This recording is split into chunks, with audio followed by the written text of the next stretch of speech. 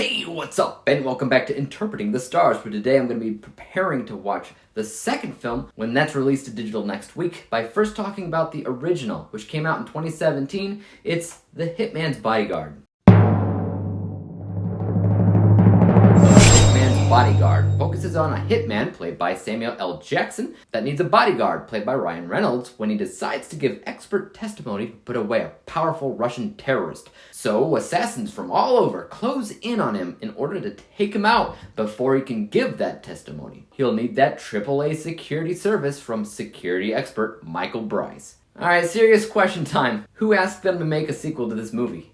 I'll be watching that next film next week, and I'll get a review out to you shortly thereafter, but honestly, who'd have ever thought a sequel would have come out of this, which was always something that I consider to be nothing more than just an average film. In fact, I wouldn't have even felt the need to rewatch this movie at all if it weren't for the fact that I didn't actually remember that much about it, and I needed to provide myself with a recap in order to understand the sequel. The Hitman's Bodyguard is, in a word, fine. There's nothing inherently wrong with it, but the thing that often pops up in my head when I watch it is that it essentially just feels like something that would have come out in the 90s, like an action film that came out in the 90s that had a twinge more vulgarity in it because Sam Jackson's in it, dropping his infamous F-bombs left and right. The plot itself is just, protect this guy while you transport him to the court. And have a ton of jokes bouncing back and forth until you get there. Toss in a bunch of action scenes and you got yourself a movie. So the narrative itself, on its own, is honestly incredibly weak and standard stuff. And that's to make room for the chemistry that Samuel L. Jackson and Ryan Reynolds have together, and that's easily the best part of this movie, their chemistry, which is absolutely natural, and it helps the pacing of the film flow like a fine wine. Some of the action scenes in the film, particularly the hand-to-hand combat stuff, were also a lot of fun to watch. My favorite scene in the entire film is probably the first time Ryan Reynolds and Sam Jackson run into each other and they duke it out a little bit, and again, I do like their chemistry, and some of their jokes definitely land. But in my opinion, the same can be said vice versa, and not all of them do. Look, like I said, I'll say it again, the film is fine, but its narrative is kind of weak. It is. And some of those jokes don't always land. They don't.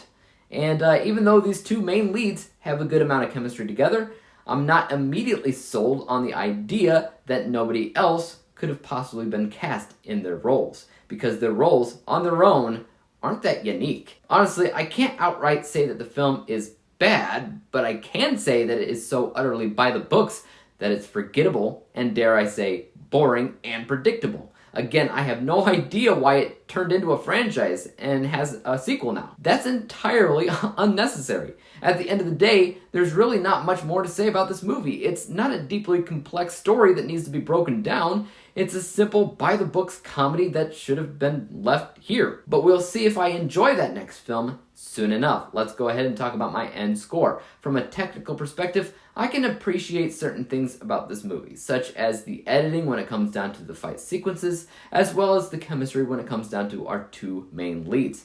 But everything else mostly follows a by-the-books narrative and structure where it's neither good or bad, it's just is, if that makes any sense. This unbiased score is 66%. My biased score, or how I felt about the film in general, is a little bit higher, and the reason for that is because this film isn't trying to impress you with any kind of technical aspect. It's trying instead to make you laugh for the most part. And it does do a good job with that here and there. It's not the funniest movie in the world, but what it's going for the most part, it achieves. So I cannot dock it points for that. However, I do still consider a lot of it to be boring and predictable, which does go into the score, which is 68%. When you combine the two scores together, we come to the final rating of 67%, 67 out of 100 possible stars, or a C+ letter grade, which, like everything else, is as average gets. We'll see where the sequel takes us soon. Guys, what were your thoughts on this first Hitman's Bodyguard film?